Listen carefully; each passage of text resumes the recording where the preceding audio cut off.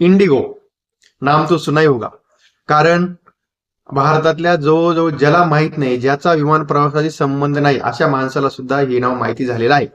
कारण कारण का ह्या कंपनीनं एक केला होता ब्लॅकमेलिंगचा प्रकार, आणि तो प्रकार नंतर इतका महाभयानक मनस्ताप हा प्रवाशांना सहन करावा लागला. आणि देशामधली जी विमानतळ आहेत ती पहिल्यांदाच एका बस स्टेशन पेक्षाही बदतर अवस्थेमध्ये लोकांनी बघितली. तर अशी ही कंपनी इंडिगो. आता ह्या इंडिगो कंपनीनं काय केलेलं आहे ते तर सगळ्यांना माहिती आहे. पण आता ह्या इंडिगो कंपनीवरती सरकारने एक मोठा जुर्माना लावलेला आहे. म्हणजेच एक असा फाईन जो आहे तो फाईन लावलेला आहे. तो फाईन असा पैशाच्या स्वरूपात लावलेला नाहीये, तर तो फाईन लावलेला आहे का डेली 5% ह्या कंपनीची जी काय त्यांना भेटलेला असतो स्लॉट उडान करण्याचा, त्यामध्ये त्यांना डेली 5% कपात त्यांची झालेली आहे. म्हणजेच त्यांची प्रत्येक दिवशी 110 विमानं जी काय उडणार ती त्यांची रद्द होणार. आताच्या घडीला जर आपण बघितलं तर त्या ठिकाणी साधारणतः 2200 त्यांच्या डेली फ्लाईट्स असतात. आता ह्या त्यांच्या डेली 2200 फ्लाईट्स मधून साधारणतः दररोजच्या 110 फ्लाईट्स त्यांच्या कमी होतील.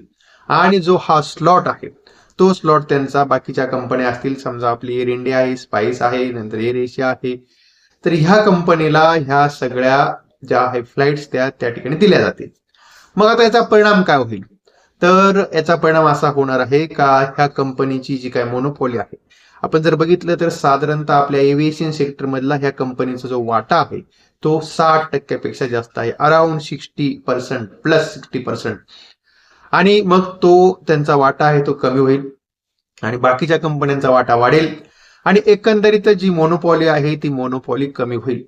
पण आता ह्या घटनेला कुठेतरी सरकार सुद्धा जबाबदार आहे. कारण आपण बघतोय का सरकारने काय केलेलं आहे, जर तुम्ही बघितलं असेल तर आपल्याकडं बऱ्याचशा सेक्टरमध्ये, म्हणजे तुम्ही टेलिकॉम बघा, एनर्जी सेक्टर बघा, त्या सेक्टरमधून प्लेन कट ऑफ करण्याचं काम सरकारने केलंय.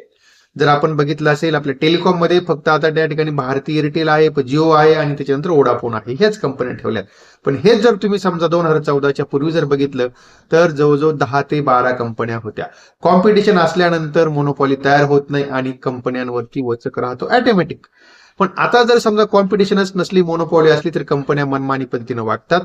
आणि हे आपण बघितलं, ह्या इंडिगो कंपनीनं अशी मनमानी केली का सरकारने जे कायदे केले त्या कायद्यातून पळवाटा काढून, म्हणजेच बाबा आमच्याकडे माणसंच नाही, हेच नाही. म्हणजे जर सरकारने त्यांना 12 महिन्यापूर्वी आधी सांगितलेलं होतं का तुम्हाला नवीन जे आहेत सगळे वैमानिक त्या ठिकाणी तुम्हाला त्यांच्यावाली अपॉइंटमेंट करावं लागतील, आणि ते त्यांनी केले नाही आणि त्यामुळे सगळा घोळ झाला. आणि वरून त्यांनी जे काय माफी मागितली त्या माफीमध्ये त्यांनी आज सांगितलं का सरकारच्या नियमांमुळे आम्हाला हे करावं लागतं. म्हणजे त्यांनी सरकारच्या माती खापर हे फाडायचा प्रयत्न केला.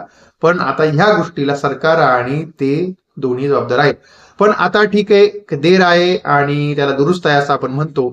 तर आता सरकारने त्यांना एक अशी शिक्षा दिली आहे का त्यांचे 5% फ्लाईट हे कॅन्सल करून आणि ते फ्लाईट बाकीच्या कंपन्यांना दिले. मग आता यातून काय होईल, तर यातून आता या इंडिगो कंपनीचा जो प्रॉफिट आहे होणारा तो त्यांचा प्रॉफिट कमी होईल. आणि त्यानंतर त्यांना नवीन नवीन एअरक्राफ्ट घेण्यासाठी पैशाची कमतरता त्यांना तयार होईल. त्यांचा प्रॉफिट लॉस त्यांच्यावर स्टेटमेंट आहे ते आपल्याला थोडंसं कमी होताना बघायला भेटेल. आणि एकंदरीतच या कंपनीच्या शेअर्सवरती आपल्याला आणखी क्रॅश त्या ठिकाणी बघायला भेटू शकतो. आता जर तुम्ही बघितलं असेल तर आत्ताही हा जो ह्या कंपनीचा जो शेअर्स आहे, एकदा आपण बघूया, चेक करूया. इंडिगो कंपनीचा जो शेअर्स आहे, इंटरग्लोब एव्हिएशन, आणि त्यामध्ये त्याचा चार्ट जर मी थोडा बघतो तर हा जो आहे स्टॉक, हा स्टॉक आज आपल्याला 4,988 रुपयाच्या आसपास आपल्याला ट्रेड होताना दिसला. पण जर समजा हा आहे स्टॉक, त्याचा जर आपण पाठीमागच्या 4-5 दिवसाचा चार्ट जर बघितला तर इथे आपल्याला यामध्ये खूप मोठ्या प्रमाणामध्ये करेक्शन बघायला भेटते. आणि हा जो स्टॉक आहे, हा स्टॉक कुठून कुठपर्यंत आलेला आहे, 5,970, म्हणजे जो 6,000 रुपयावरून हा स्टॉक 4,800 पर्यंत आला. म्हणजे जवळजवळ त्या ठिकाणी 1,200 रुपयाचं त्यामध्ये करेक्शन झालंय. म्हणजेच एकंदरीत त्यामध्ये 20% करेक्शन आपल्याला बघायला भेटले 5-6 दिवसामध्ये.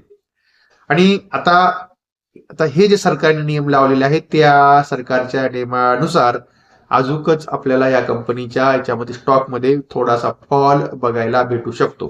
तेव्हा आता ज्यांच्याकडे हा असेल स्टॉक आणि त्यांनी जरा थोडंसं सावध राहिलं बरं. ओके, आता तेव्हा इथे आपण थांबतोय. अर्थातच हा जो काही सगळा व्हिडिओ आहे तो सगळा व्हिडिओ मी आपल्यासाठी एज्युकेशनल पर्पज म्हणून बनवला होता. या व्हिडिओत कुणालाही कसल्या प्रकारे खरेदीचा किंवा विक्रीचा सल्ला मी दिलेला नाही, याची कृपया नोंद घ्या. आणि कुठलाही ट्रेड करताना आपण आपल्या जबाबदारीवरती ट्रेड करत चला.